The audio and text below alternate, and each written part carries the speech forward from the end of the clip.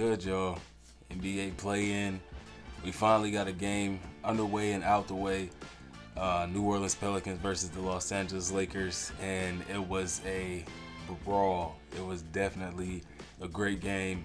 At one point, it looked like the Lakers had this one like completely just already decided, up by 18 at one point. But Zion Williamson is a man amongst boys. He really came out there and showed that he's ready for these moments, man. This was his first postseason type of atmosphere of his career. And he came out there and set a statement right off the rip with that huge slam off the back cut on the assist by Brandon Ingram. Got the crowd hype right off the jump. He's such a hard player to prevent from scoring because regardless of how much you affect his shot, how he has to contort his body and move the ball around, he can stay in the air for so long because he jumps so high that the ball just eventually just rolls off the backboard into the basket. And he did that so many times in this game. It was ridiculous, bro. 5 of 6 from the field in the first quarter, 10 points, 4 rebounds, 20 points, 8 rebounds, 3 assists, and a coast-to-coast basket with 4.5 seconds left at the end of the half to give the to give the Pelicans a little bit of life, cut the lead to 10 going into the halftime. He was looking very comfortable in his own game out there, getting to his spots. Like I said, so many shots at the rim where it looked like it was altered and he would miss, but he just somehow was able to finish it and get it into the basket. Zion Williamson was very, very impressive tonight. 31 points, 10 boards, 4 assists, 1 steal, 1 block going into the final quarter on 57% shooting from the field. Up until that point, he was really the only lifeline that the Pelicans had in this game. Like I said, they were up by 18 at one point, but they did go on a few runs throughout that third quarter that made it that gave them the chance to even have that fourth quarter that they did have. 40 points, like I said, to end the game. Could have been more, but with 3:13 left to play after a bucket on Anthony Davis getting his 40th point, he left the game with an unknown injury. He was visibly upset about it.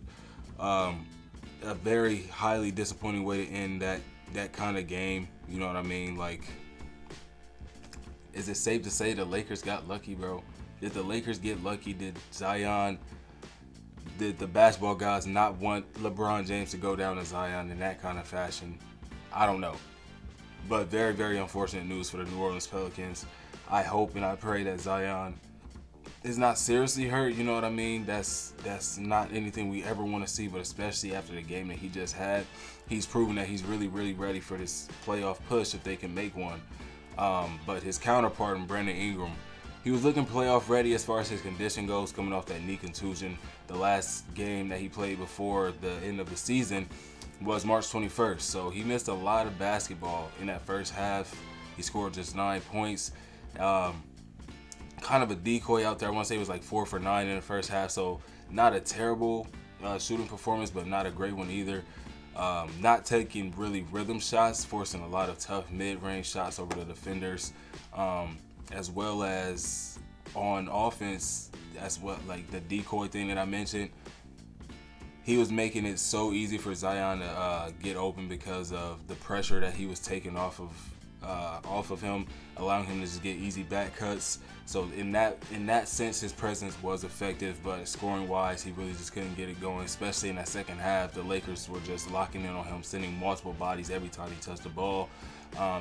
Even to go as far as Willie Green not having him in pretty much the entire fourth quarter in that rotation. They went with guys like Jose Alvarado and Larry Nance over Brandon Ingram. Even when Zion went down, Brandon Ingram was still on that bench for the last 3 minutes. So I don't know. Was that, the ultimate decision that could have swayed the game either way? I'm not sure. We'll really never know. But I'm not sure how I feel about it either, man.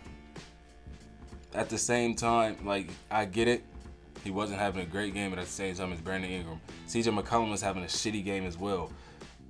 What's the difference between having CJ out there versus Brandon Ingram, an actual all-star, all-NBA caliber type of guy that, I don't know, I guess the clutch factor that CJ has. I mean, he did hit a couple baskets to keep the game back and forth after playing the foul game with the Lakers. So, I don't know. Herb Jones, he played the entire first quarter, all energy and effort throughout the entire game as always. As well as he is 3 for 3 in that quarter, 7 points. His defense was always critical to their success. Most notably, the steal that he made that ignited that 9-0 run in that third quarter that made it a one-possession game, either third or fourth quarter. Trey Murphy hit a huge three to cut the lead to 8 in that third quarter and then got the block on Taurean Prince in the corner on that three to encapsulate a much-needed 19-8 run. They were down, like I said, by as much as 18 at one point. 11 of those points on that 19-8 run were scored by none other than Zion Williamson. Like I said, he was a man amongst boys. Murphy then hit another huge three from the same spot, essentially mid-fourth, to cut the lead to 6. That was the closest they had been all half up to that point, man. That was a 9-0 run. The Pelicans, they made it hard for the Lakers down the stretch due to the different looks that they had to throw at the Pelicans because Trey Murphy was hitting his threes. Herb Jones hit a couple threes. Jose Alvarado hit a couple shots. Larry Nance hit a couple shots. And then Zion just being a beast, getting downhill and attacking them the whole game. They had to throw so many different looks at them on the defensive side in that fourth quarter that it kind of ate them up. Like I just mentioned, Jose Alvarado, of course, he was as impactful as ever in more ways than one, but especially his contagious effort and energy. He got the nod over Ingram, like I said, in that fourth quarter, and it seemed to be the right choice. However, it was a bad turnover late in the fourth quarter that gave LA the momentum.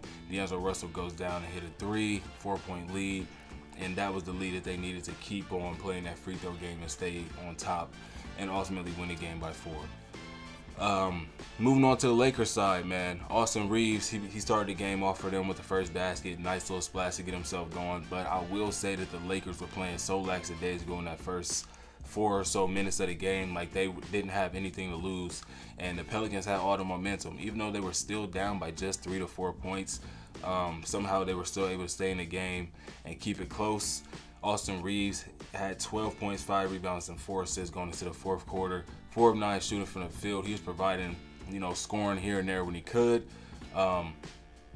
He extended the lead, kind of put the game away, I guess you could say, at the line with 4, extended the lead to 4 with 10 seconds left to play. Like I said, there was a lot of, just lackadaisical, not smart basketball being played by the Lakers. Sloppy for the most part, to sum it all up in that first quarter. A lot of jumpers that were bricks. They were down 34-26 going into that second quarter. Thankfully, D'Angelo Russell came to play in that first quarter. 13 of his points, 13 of what he had, 21, 25. Majority of that was work in the first quarter. He was on a heater. 13 and 4 in that first quarter. However, he just scored 2 more points up until that fourth quarter where they really needed him. He scored the second bulk of his points in that fourth quarter. So, like I said, that dagger 3 in the corner with like 53 seconds to extend the lead to 4, and that was really all that they needed from him for this game. He was taking a few shots, a few threes that were a bit too deep, that he didn't really necessarily need to take, but all in all, a very good game for D'Angelo Russell. Starting off 1 for 1 in my book in the postseason. Great start, D'Angelo. Of course, we got to mention LeBron James. Just 3 points in the first quarter, 1 of 4 from the field, but a much better second quarter. Finished the half off of 15 points, 4 rebounds, 5 assists. He was averaging 33 points, 11 assists, and 9 rebounds on 60% shooting coming into this game off of his last 3. So take his last 3 game averages, combine them, and that's what that was. He ended up taking a couple charges in this game at damn near 40 years old. That's something you definitely don't want to do, especially though against Zion Williamson. Bron really got boomed, bruh.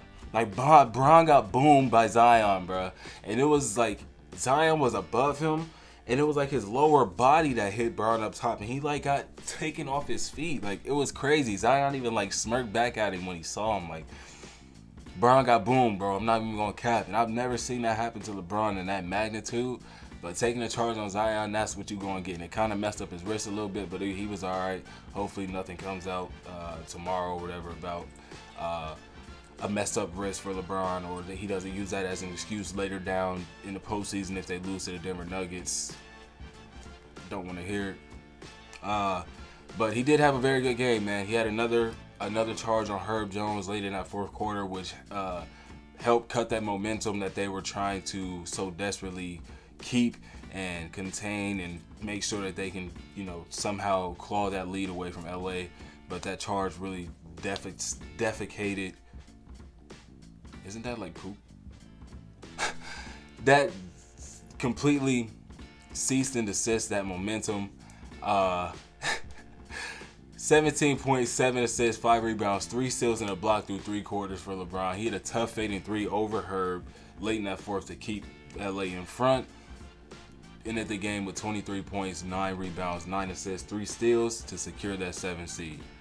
And then Anthony Davis, man. I was nervous. I'm not going to lie. I was nervous about how Anthony Davis played that first half. 2 of 6 in the first quarter, 5 points, 4 rebounds. He's having a hard time getting any kind of open looks, man. 3 of 10 going into the fourth quarter, bro. He was 3 for 10 going into the fourth quarter with just 10 points, 11 boards, and still in the block. 18 and 15 for the game, possibly bailed out. I want to say they had a few more points than that, but he was possibly bailed out on that offensive rebound with about 15 seconds left to hit those couple free throws. And then he had another couple free throws to seal the deal with 2.7 seconds left, go up by 4. And that was all she wrote. And I would be remiss if I didn't mention the fact that this dude, Darvin Ham, was asked by Ali DeForce after the first quarter if he would switch up his game plan after just having 4 points scored in the fucking paint. And he said no because they were getting good looks. Even though those looks were bricks. Those were forced looks. Those were chucks. Those were predictable shots that they were going to take. He said no, they were not going to change their game plan. And that shit pissed me off. Why would you not change the game plan? Although eventually the player, I don't know who changed it, whether it was the players or Darvin Ham, eventually fucking realized that, we're best when we get downhill and get to the free throw line. I don't know, but something finally clicked, and that's when everything shifted and turned for the Los Angeles Lakers. Congratulations, they stamped their approval into the 7th seed, getting into the postseason.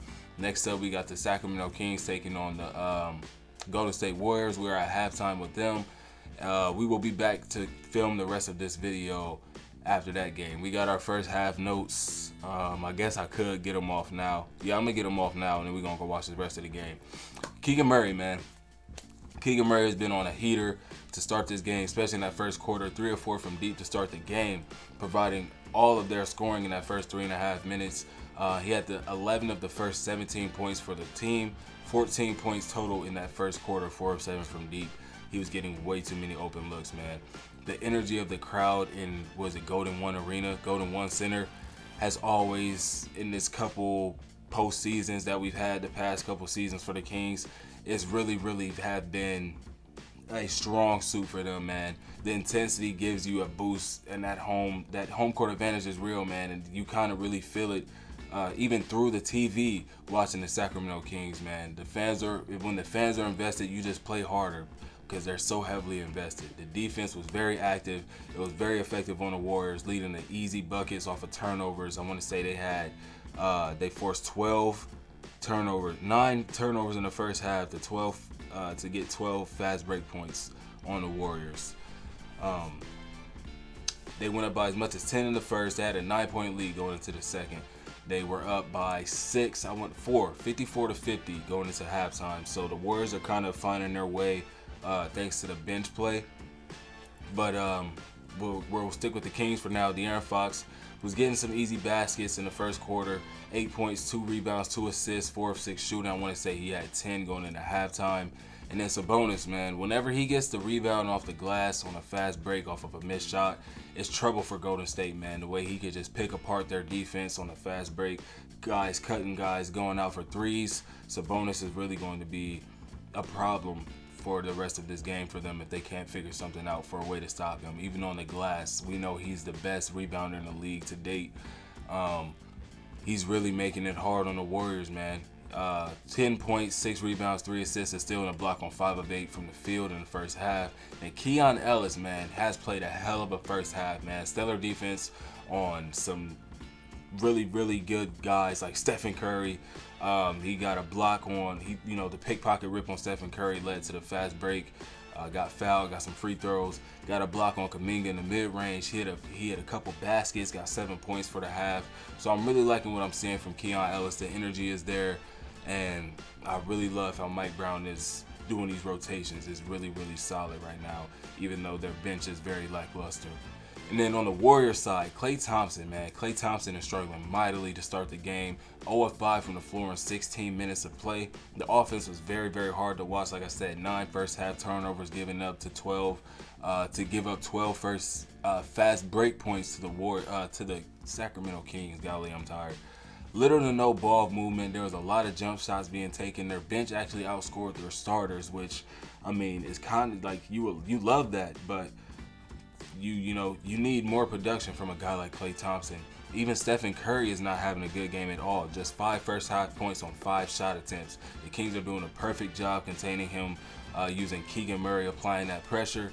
Not really being effective setting up his teammates either, because on the back end, the Sacramento Kings are rotating and covering all of these gaps and holes that are usually there with the Golden State Warriors. They could get off of these easy shots. It's not going their way this time around. But the biggest bright spot for them has been Jonathan Kuminga doing what he can to lift the Warriors when they need it. 3 straight possessions in that second quarter. He got to the mid-range. He got another jumper and then attacks a bonus on the left side. Got a tough, should have been an and 1 bucket. 12 points, 3 rebounds off the bench. He was a driving force that kept the Warriors going alongside Brandon Podziemski and Moses Moody. About to go finish the rest of this game. We will be back to let y'all know how it goes, to see if the Golden State Warriors or the Sacramento Kings can close this out. We'll be back. Well, the Warriors tried, man. Kind of.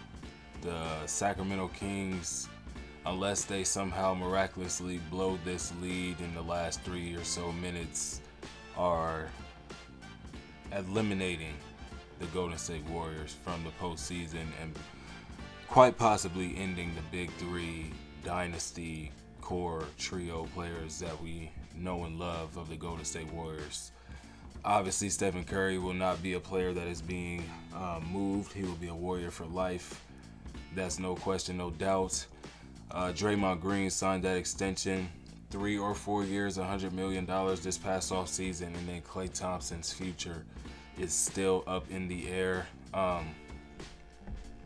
He was just a complete no-show in this one, man, and it was really hard to watch, bro. I'm not even gonna lie. I kind of got a little bit choked up seeing him miss that 10th shot, bro, because just like, damn, bro, like, this really might be the end, bro. And not just because of that, bro, but it's Klay Thompson, man. Like, he performed so well over the past month of this season to really regain the confidence in himself going into this postseason push. And the Warriors were looking really, really good in their last, 20 or so games, man. Guys like Drew Holiday, Grayson Allen, they got contract extensions within the last week or two, and Klay Thompson's future is still up in the air. So it's looking to me like Klay Thompson will not be a part of the Golden State Warriors next year, unfortunately.